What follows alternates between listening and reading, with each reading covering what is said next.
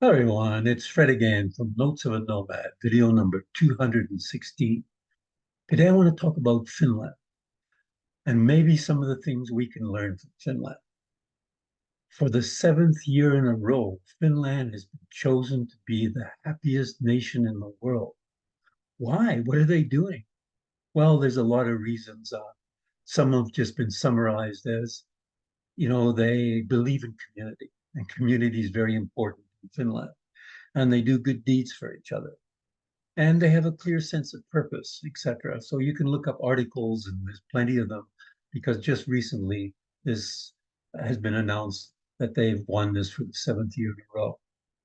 So what do I know about Finland? Not a lot, but my grandparents came from Finland in the earliest 20th century and ended up in Port Arthur or Thunder Bay, where I was born. And what else do I know about Finland? Well, the street I lived on, there were more Finnish speaking families than there were English speaking families. So I learned to swear in Finnish with the kids I was playing very early on. Well, I've forgotten all the swear words, except I know one word in Finland, and that is istua, which means sit down, because I used to put a little boy who couldn't speak English in a wagon and told him to istua in his wagon so I could pull him on my bicycle up and down the street. So I still remember one word of Finn. And also, of course, saunas. We used to see the ladies walking down the street, getting ready and prepared to go to the saunas in other neighbors' houses because almost all the Finns had a sauna. And of course, I enjoy saunas as well. So saunas are a big part of it. And then the other thing I know about Finland is, well, there's a picture of what you can see, people jumping in ice cold water in Finland after having a nice hot sauna. And the other thing I've heard a lot about and read quite a bit about is their educational. It's a very holistic educational where they look after the whole person and they educate the people. And they don't believe in homework. And they actually do not have long hours at school either. So what do they do? Well, I believe one of the things they believe in is sort of summed up as work less, learn more.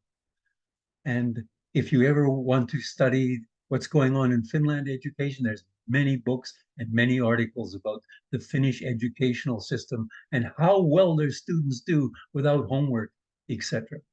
But they put a lot of time and effort into it. The other thing I've heard a lot about in Finland is Sisu. So what is Sisu?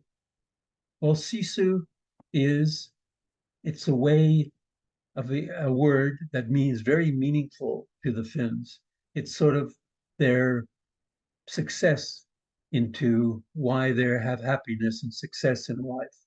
And as it says in this posting, it's a Finnish word that doesn't have a complete translation in English. It represents the zeitgeist of the Finnish people, their culture, their strength, determination, bravery, courage, fortitude, and perseverance. If you have sisu, it means you will not just handle but triumph over anything life throws at you. And this word became very popular after the Second World War, during the Second World War, because Russia tried to invade Finland in 1939.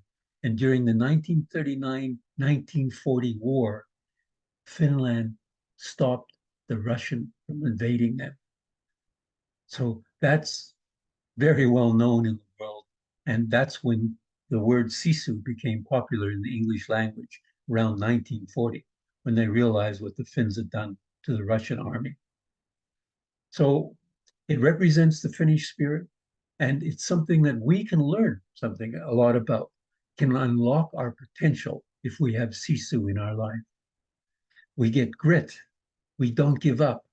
We have achieve a growth mindset where we say, hey, I didn't do it this time, I'll try again. That's what Sisu.